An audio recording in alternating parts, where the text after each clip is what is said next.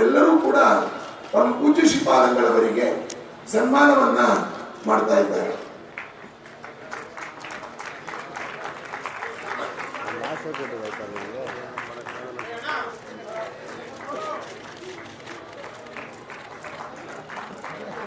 ಇನ್ನು ಪರಮ ಪೂಜ್ಯ ಶ್ರೀಪಾದಂಗಳವರಿಗೆ ಸನ್ಮಾನಗಳು ಬೇಡ ಅಂತ ಅವರೇ ಓಪನ್ ಆಗಿ ಹೇಳಿದ್ದಾರೆ.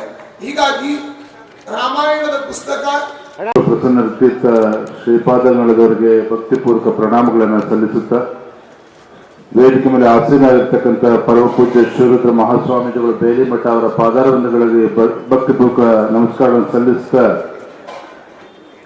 ಸಮಿತಿಯ ಅಧ್ಯಕ್ಷ ಆಗಿರ್ತಕ್ಕಂಥ ಹಿರಿಯರಾಗಿರ್ತಕ್ಕಂಥ ಮಾನ್ಯ ಶ್ರೀ ಅರವಿಂದ್ ಲಿಂಬಾವಳಿಯವರೇ, ಸಂಸದರಾಗಿರತಕ್ಕಂಥ ಸನ್ಮಾನ್ಯ ಶ್ರೀ ತೇಜಸ್ವಿ ಸೂರ್ಯರವರೇ, ನಿವೃತ್ತ ಮುಖ್ಯ ನ್ಯಾಯಾಧೀಶರಾಗಿರ್ತಕ್ಕಂಥ ಸನ್ಮಾನ್ಯ ಶ್ರೀ ದಿನೇಶ್ ಕುಮಾರ್ಜಿರವರೇ, ವೇದಿಕೆ ಮೇಲೆ ಆಸೀನರಾಗಿರ್ತಕ್ಕಂಥ ಎಲ್ಲ ಶಾಸಕ ಮಿತ್ರರೇ, ಗಣ್ಯರೇ, ವೇದಿಕೆ ಮುಂಭಾಗದಲ್ಲಿ ಆಸೀನರಾಗಿರ್ತಕ್ಕಂಥ ಸದ್ಭಕ್ತರೇ, ಪತ್ರಿಕಾ ಹಾಗೂ ಮಾಧ್ಯಮದ ಸ್ನೇಹಿತರೆ, ಶ್ರದ್ಧೆಯ ತಾಯಂದಿರೇ,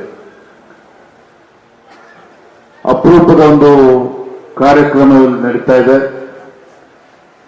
ಈ ವೇದಿಕೆಯನ್ನು ಅಲಂಕರಿಸಿರ್ತಕ್ಕಂಥ ಪರಮ ಪೂಜ್ಯ ವಿಶ್ವ ಪ್ರಸನ್ನ ತೀರ್ಥರ ಹೃದಯದಲ್ಲಿ ನೆಲೆ ನಿಂತಿರ್ತಕ್ಕಂಥ ಶ್ರೀರಾಮನೇ ನೆಲೆಸಿದ್ದಾನೆ, ಆ ಬಂದು ಶ್ರೀರಾಮನೇ ಬಂದು ಇಲ್ಲಿ ನಮಗೆ ಆಶೀರ್ವಾದ ನೀಡ್ತಾ ಇದ್ದಾರೆ ಅನ್ನುವ ಭಾವನೆ ನಮ್ಮೆಲ್ಲರಿಗೂ ಕೂಡ ಮೂಡಿರ್ತಕ್ಕಂಥದ್ದು. ಅಷ್ಟೇ ಅಲ್ಲ, ಪರಮ ಪೂಜ್ಯರ ಕಣ್ಣುಗಳೆಲ್ಲ ನೋಡ್ತಾ ಇದ್ದರೆ ಶ್ರೀರಾಮನ ಒಂದು ದಿವ್ಯ ದೃಷ್ಟಿನೇ ಕಾಣ್ತಾ ಇದೆ ಅನ್ನೋ ಭಾವನೆ ನಮ್ಮೆಲ್ಲರೂ ಕೂಡ ಮೂಡ್ತಾ ಇರ್ತಕ್ಕಂಥದ್ದು. ವಶಿಷ್ಠರನ್ನ, ಶ್ರೀರಾಮನನ್ನ ಒಟ್ಟಿಗೆ ವೇದಿಕೆಯಲ್ಲಿ ನೋಡ್ತಾ ಇದ್ದೇವೆ ಅನ್ನುವ ಭಾವನೆ ಇವತ್ತೆಲ್ಲ ಭಕ್ತರಿಗೂ ಕೂಡ ಮೂಡಿದೆ ಅಂತ ಹೇಳಿ ಕೂಡ ತಪ್ಪಾಗಲಾರದು. ತುಂಬಾ ಸಂತೋಷ ಮತ್ತು ಹೆಮ್ಮೆ, ನಮ್ಮ ಕನ್ನಡದ ಹೆಮ್ಮೆ. ಇವತ್ತು ಪರಮ ಪೂಜ್ಯರ ಒಂದು ಅಮೃತ ಹಸ್ತದಿಂದ ಇವತ್ತು ಏನು ಜನವರಿ 22ನೇ ತಾರೀಕು ಏನು ರಾಮ ಮಂದಿರದ ಒಂದು ಪ್ರಾಣ ಪ್ರತಿಷ್ಠಾಪನೆ ನೆರವೇರಿರ್ತಕ್ಕಂಥದ್ದು ನಮಗೆಲ್ಲ ಗೊತ್ತಿತ್ತು. ಪ್ರಭು ಶ್ರೀರಾಮಚಂದ್ರನ ಒಂದು ಜನ್ಮಸ್ಥಳ ಮತ್ತು ಕರ್ನಾಟಕಕ್ಕೆ ಒಂದು ಅವಿನಾಭಾವ ಸಂಬಂಧ ಇರ್ತಕ್ಕಂಥದ್ದು.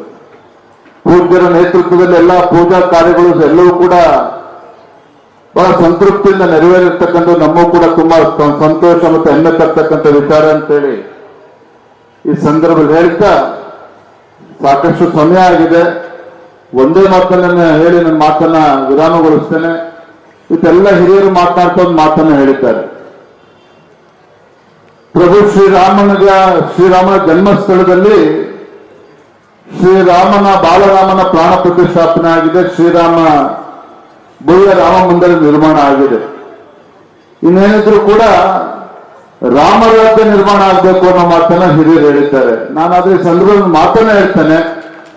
ಒಂದು ಸಂದರ್ಭ ಇತ್ತು, ನಮ್ಮ ದೇಶದ ಪ್ರಧಾನಮಂತ್ರಿ ಅಮೆರಿಕಕ್ಕೆ ತೆರಳುತ್ತಾರೆ ಅಂತ ಹೇಳಿದ್ರೆ ಎಲ್ಲೊಂದ್ ಕಡೆ ಭಿಕ್ಷಾಪಾತ್ರನ ಹಿಡ್ಕೊಂಡು ಹೋಗ್ತಾ ಇದ್ದಾರೆ ನಮ್ಮ ದೇಶದ ಪ್ರಧಾನಮಂತ್ರಿಗಳು ಅಂತೇಳಿ ಹಿಂದೆ ನಮ್ಗೆ ಅನುಭವಕ್ಕೆ ಬರ್ತಾ ಇತ್ತು. ಆದ್ರೆ ನಮ್ಗೆ ಇವತ್ತು ಹೆಮ್ಮೆ ಇದೆ.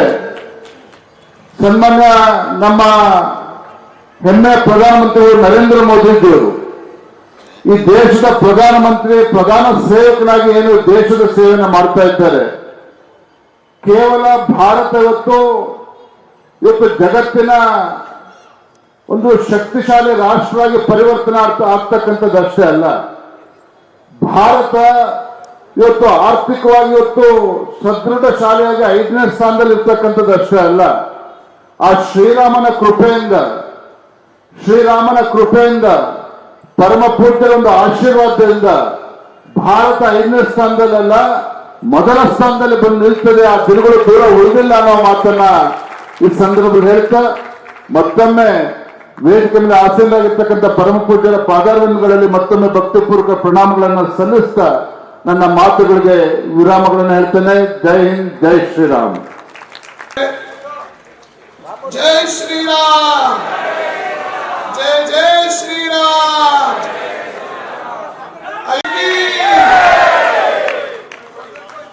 Sir ನಿಮ್ಮೋಳಿ sir